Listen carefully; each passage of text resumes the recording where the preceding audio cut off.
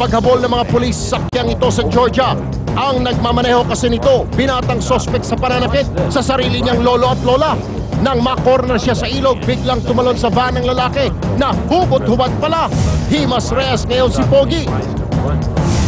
Habulan din ng mga siklistang ito sa Peru. Marami sa kanila gaya ng naunang driver, hubot-hubad din. Ito raw ang gimmick para magkaroon sila ng bike lane sa kalsada.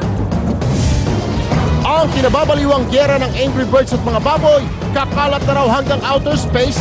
Posible kaya ito ang demo ng isang astronaut. Pig is the arch enemy of Angry Bird. And Angry Bird had some eggs. And Pig stole the eggs. Pwede. Oras ng rondahin natin ang mga balita. Metro Action ngayon na.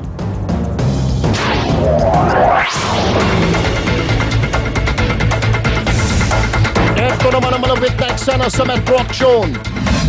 Babaeng 5 buwang ginawang punching bag ng kalitiin na Chinese, bugbog saradong nagpasaklolo sa Commission on Human Rights. Biktima, tinangka pa raw suyuin ang kinakasama. Lalaking basurero patay matapos mahulog sa 10th floor ng isang gusali. Mag-ina patay din sa panibagong sunog sa Cebu. Isa sa 2 suspect sa pagre-rape at pagpatay sa 7 taong gulang na babae sa Maynila, umaming trip lang daw ang ginawa sa musmos. Tripan ko na po. Hindi ko na ulitin po. At 8 taong gulang na estudyante sa QC, pinayuhan ng mga senador na ipagbabawal ng soft drinks sa mga paaralan. Ano kayang nainom niya? Akala po ng isang kawatan sa Makati, makaka-strike to siya sa dating bahay na ninakawan. Ang nangyari, natunugan ito ng taong bayan at ang kanyang ending, malupit na pakikipagbarilan sa mga responding police. Yan ang Metro Action Report ni June Loyola. Dito sa kalsadang ito ng Zamora sa West Rembo natapos ang pakikipaghabulan ng sospek na si Eliseo Ramos. Unang hinabol ng taong bayan ng sospek matapos maispatan na binalikan nito ang bahay na ninakawan niya noong Biyernes sa pag-aakalang wala na namang tao. May cash box ako na nakalagay doon, nandun yung alahas, tapos cash, tapos hindi chikam. Tangay lahat yun. Na-identify na nga nila yung guy kasi may tattoo daw sa, I don't know kung saan party ng leg. Sa kasagsagan ng habulan, nagpaulan na ng bala si Ramos, ang target, kahit sino. Isa dito si Dodi na maswerteng nakaligtas sa tama ng bala. Nung napalingat siya sa mahabol sa kanya, ako yung natanaw niya, tapos bigla siyang pumutok na walang sabi-sabi. Natsyempo namang maaga sa eksena ang mga pulis na rumoronda noon. Nang makorner si Ramos, dito na siya nakipag-ubusan ng bala. Proakyat bahay ang modus niya. Minsan meron din silang sa riding in tandem. Labas-masok na siya sa May record doon siya. Sabi ng mga pulis, may 2 pang kasama ang sospek na nakatakas, pero talagang kilala daw sa Makati na tirador ng mga bahay ang sospek.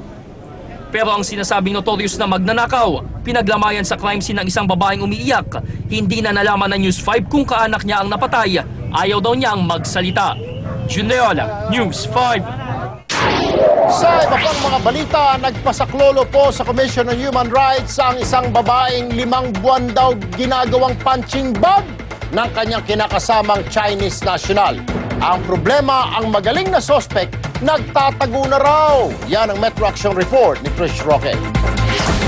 Halos magkaroon ng mapa ng pasa at hiwa ang katawan ng babaeng ito na itatago natin sa pangalang Kayla nang magsampa ng reklamong violence against women and children sa Commission on Human Rights.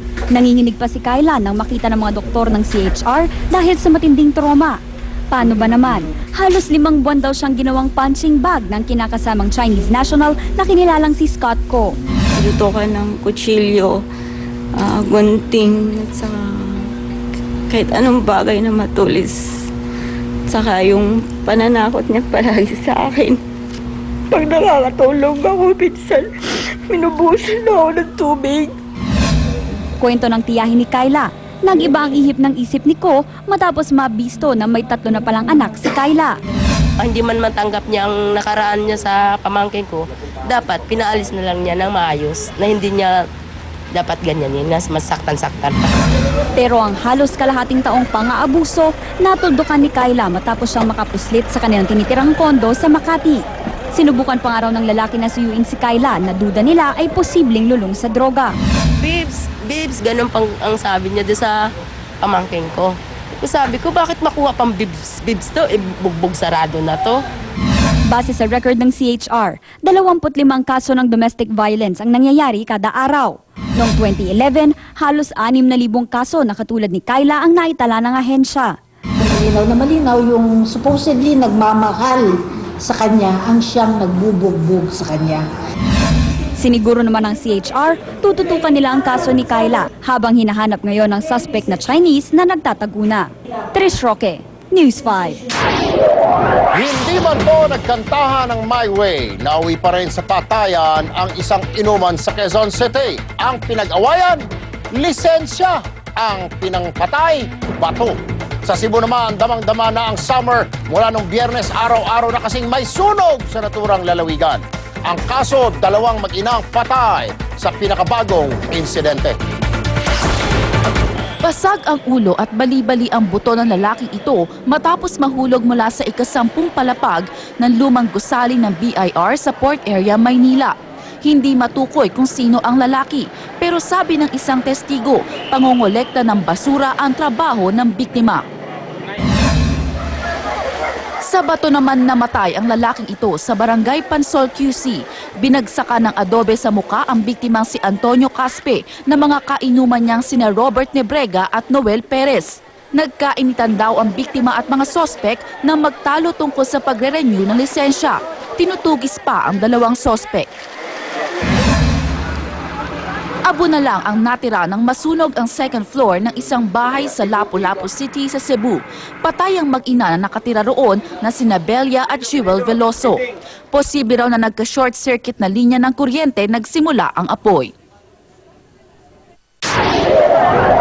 Susunod, 7 taong gulang na babae sa Santa Mesa, Maynila, ginahasa na pinatay pa. Isa sa mga sospek ang sabi, trip lang daw. At isang grade 2 student nangangampanya kontra sa soft drinks sa eskwelahan. Ano kayang nainom niya?